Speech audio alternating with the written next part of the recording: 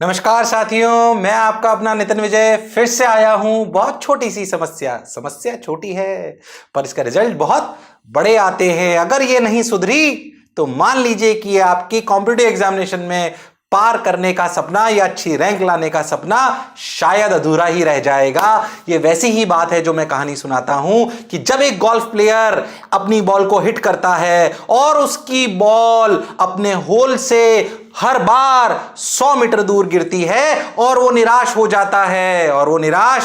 जाता है तो उसका कोच उसको कहता है कि तुम इतनी दूर बॉल इतनी मार रहे हो क्योंकि तुम सिर्फ 1 mm की गलती कर रहे हो। ये 1 mm की गलती उस मारने वाली जगह पर है। अगर तुम अपना हिट पॉइंट 1 mm ऊपर या नीचे सरका लो तो तुम्हारी बॉल जो 100 मीटर दूर गिर रही है होल से वो उसके बिल्कुल पास गिरने लगेगी। और ऐसा वास्तविकता में होता है। मैं क्यों ये बात कह रहा हूं? क्योंकि स्पीड वो ही 1 mm का गैप है जो दिखता थोड़ा सा है।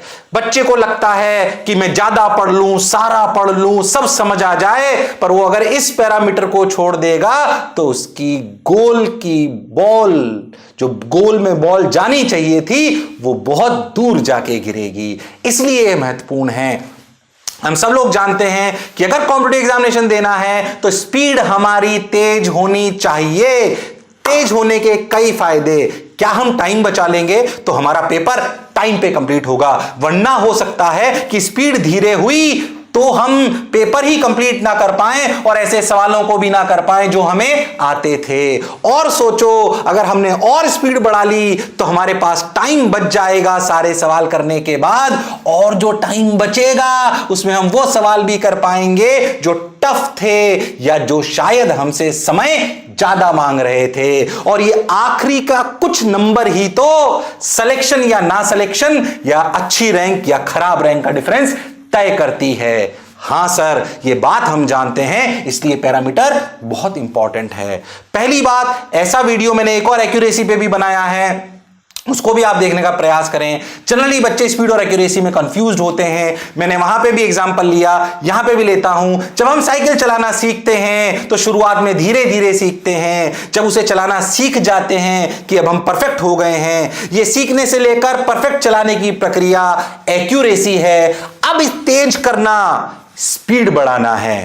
क्या मेरी बात क्लियर है? तो सीख जाना किसी भी बात को परफेक्ट तरीके से, ये एक्यूरेसी है। जैसे साइकिल में होता है, जब हम सीखते हैं और जब हम उसे तेज चलाने की प्रक्रिया की तरफ आते हैं तो वो स्पीड है। तो स्पीड की महत्ता समझ आती है, एक्यूरेसी और स्पीड में डिफरेंस समझ में आता है। जनरली बच्चे ऐसा सोचते हैं कि accuracy is inversely proportional to speed, मतलब स्पीड बढ़ाऊंगा तो एक्यूरेसी घट जाएगी और एक्यूरेसी बढ़ाऊंगा तो स्पीड घट जाएगी। पर अगर प्रैक्टिस करी जाए, ऐसा शुरुआती दौर में हो सकता है, पर अगर सीक्वेंस वाइज चला जाए कि पहले एक्यूरेसी सुधारी जाए, फिर स्पीड पे काम करा जाए और फिर दोनों की लगातार प्रैक्टिस करी जाए तो दोनों को एक साथ बढ़ाया जा सकता है। अच्छा सर, आगे बढ़ते हैं। सर, स्पीड न बढ़ने के या स्पीड बढ़ाने के कैसे कैसे कारण हैं? पहले हम समझें कि हमारी स्पीड बढ़ने में किन किन पैरामीटर्स का रोल है। ध्यान से समझें। हमारी रीडिंग स्पीड प्लस, या इसे आप सेकंड पॉइंट भी बोल सकते हो, reading speed plus understanding of question, ये एक चीज है। मतलब रीड करने से बाद मैं बहुत रफ्तार में पढ़ लेता हूं, that doesn't make difference. Read कर understanding, reading plus understanding, speed बढ़नी चाहिए। जनरली बच्चे सिर्फ रीडिंग करने पे फोकस करते हैं, उसे रीड करके समझने पे फोकस नहीं करते। How to understand a question again अलग वीडियो है, पर इस बात को समझें कि रीडिंग प्लस अंडरस्टैंडिंग दोनों की स्पीड बढ़नी चाहिए। यस सर, क्या मेरी बात एकदम क्लियर है? अंडरस्टैंडिंग करके speed of linking concepts, speed of linking concepts आपके अच्छे होने चाहिए। पढ़कर समझ गए पर उसे दिमाग में लिंक नहीं कर पाए कि इसमें करना क्या है, कौन सा कॉन्सेप्ट लगेगा, तो भी कोई फायदा नहीं है। और सबसे इंपॉर्टेंट बात, कैलकुलेशन स्पीड। कौन सी speed? Calculation speed. Okay sir, बात समझ आई sir. Reading plus understanding, then we will go for the linking of concepts, then we will increase the calculation speed. Okay, calculation speed या reading plus understanding. ठीक भाई, अब calculation speed में अगर अपन एक बात करें या अपन रीडिंग में बात करें, इन दोनों में एक पैरामीटर और आता है, राइटिंग। राइटिंग क्यों सर? अरे जब सवाल पढ़ोगे तो डेटा लिखोगे, जब कॉन्सेप्ट लिखोगे तो डेटा लिखोगे, तो आपकी लिखने की रफ्तार भी तेज होनी चाहिए। तो चाहो तो इसे 4 में कर सकते हो, reading plus understanding, writing, linking of concepts and calculation. ये रीडिंग ऑफ मतलब राइटिंग ऑफ कॉन्सेप्ट दोनों में काम आ सकता है, पर ये इंपॉर्टेंट बातें हैं। तो फिर से बात को समझते हैं, reading plus understanding speed, writing speed, linking of concept speed, calculation speed. क्या ये चारों पैरामीटर सुधर गए? क्या स्पीड तेज हो जाएगी? हां सर, 110% हो जाएगी। तो समझे सबको कैसे कैसे कर सकते हैं।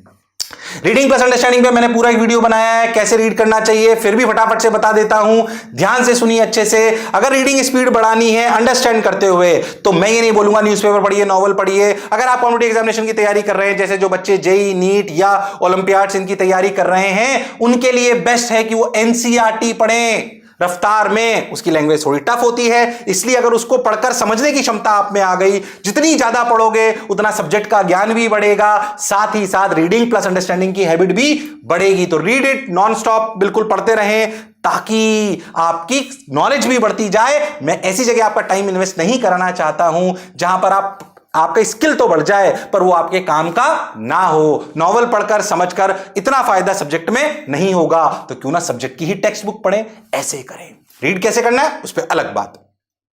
राइटिंग स्पीड सर कैसे बढ़ानी है? सर राइटिंग स्पीड अपने आप में बहुत बड़ा स्किल है, पर मैं आपको बताऊं राइटिंग स्पीड पे जो तुम्हें ध्यान देना है कि सुंदर लिखना और स्ट्रक्चर्ड लिखना ये अलग अलग बात है। कॉम्पिटिटिव एग्जामिनेशन के लिए सुंदर लिखने की वजह से स्पीड धीरे कर लो, इस पे फोकस नहीं कर रहा हूं।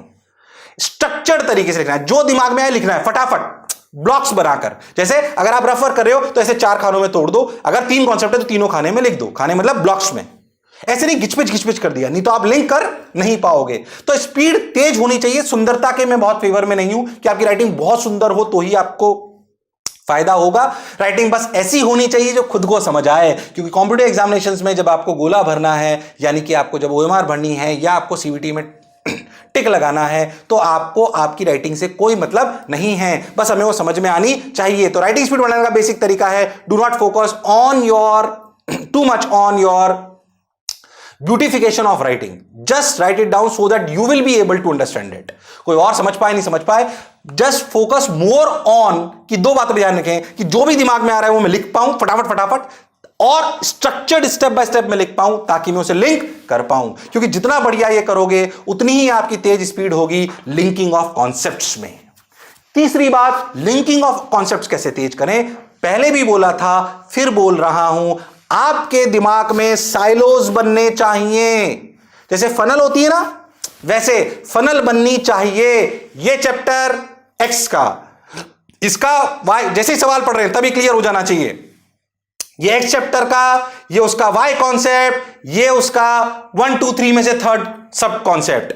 जब ये क्लियर होगा अब ये फॉर्मूला आएगा तो लिखते चलो, अच्छा ये चैप्टर ये सब कॉन्सेप्ट आ रहा है, इसमें भी ये वाला फॉर्मूला। जब आप सवाल में ये 2-3 बातें लिख लोगे, क्योंकि कई बार कॉम्पिटिटिव एग्जामिनेशन में क्या एक कॉन्सेप्ट पे आता है कि 2-3 पे, तो जब 2-3 पे आता है तो तीनों कॉन्सेप्ट लिखे हो, उनके फॉर्मूले लिखे हो, आपके लिए लिंक करना बहुत आसान होता है। तो how you will be able to fastly integrate the concepts? When you read the question, make funnel into your mind which chapter, which concept, which formula. Write it down. Clear? If there are 3 concepts and you will write them on the paper, maybe not in a very beautiful writing, but if you write it down on the paper, believe me, it will be very easy and very faster for you to interlink them.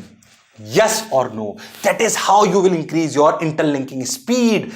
Now comes, okay sir, I know which formula will come first, which will come second, which will come third, maybe 2 only. Then you have to increase your calculations.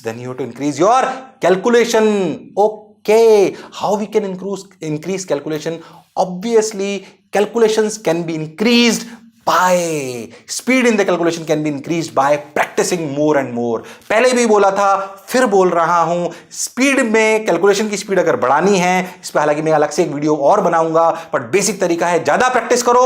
और अगर ज्यादा सवाल नहीं कर पा रहे हो तो कैलकुलेशन स्पीड के लिए पुराने ईयर्स के पेपर्स या सॉल्यूशन उठा लीजिए, उनकी कैलकुलेशन पार्ट को सिर्फ उठाइए और खुद सॉल्व कर कर आंसर तक पहुंचने का प्रयास करिए। ऐसे आपकी स्पीड पक्के से बढ़ना शुरू हो जाएगी और ये दोनों काम करेगी, ये स्पीड भी बढ़ाएगी और एक्यूरेसी भी बढ़ाएगी। रफ वर्क प्रॉपर्ली करिए, ध्यान रखिए एक्यूरेसी और स्पीड जरूर आपको लग सकता है कि ये इनवर्सली प्रोपोर्शनल है, पर अगर ढंग से करा जाए तो इन दोनों को एक साथ उनकी स्पीड बढ़ाई जा सकती है। प्यारे बच्चों, आज के जमाने में जरूर हमने कहानी सुनी थी कि, क्यों मैं कहानी सुनाऊं, ध्यान समझिए, कि कछुए और खरगोश वाली, कि भाई कछुए और खरगोश की रेस में कौन जीतता है, बोलिए कौन जीतता है कछुए और खरगोश की रेस में? कछुए और खरगोश की रेस में खरगोश जीता था कि कछुआ जीता था? सर कछुआ जीता था। बोलो क्यों जीता था? क्योंकि सर वो कंसिस्टेंट था, एक्यूरेट था, चलता रहा, रुका नहीं। पर खरगोश इसलिए नहीं जीता क्योंकि वो रुक गया। ध्यान से समझो, तो आप कछुए को कंसिस्टेंट यानी कि एक्यूरेट मान सकते हो और खरगोश की स्पीड मान सकते हो। पर प्यारे बच्चों, ये कहानियां बहुत पुरानी है, मैंने भी सुनी, मेरे पिताजी ने भी सुनी, उनके पिताजी ने भी सुनी, आप भी सुन रहे हो। आज के जीवन में अगर आपको कॉम्पिटिटिव एग्जामिनेशन में पार होना है तो आप में दोनों क्वालिटी होनी चाहिए, खरगोश की जैसी स्पीड और कछुए की जैसी एक्यूरेसी या फिर कंसिस्टेंसी। हां सर, इस कहानी को सर मैंने इसलिए लेट करा है कि if you really want to crack competitive examination then accuracy and speed दोनों का आपका समावेश अच्छा होना चाहिए।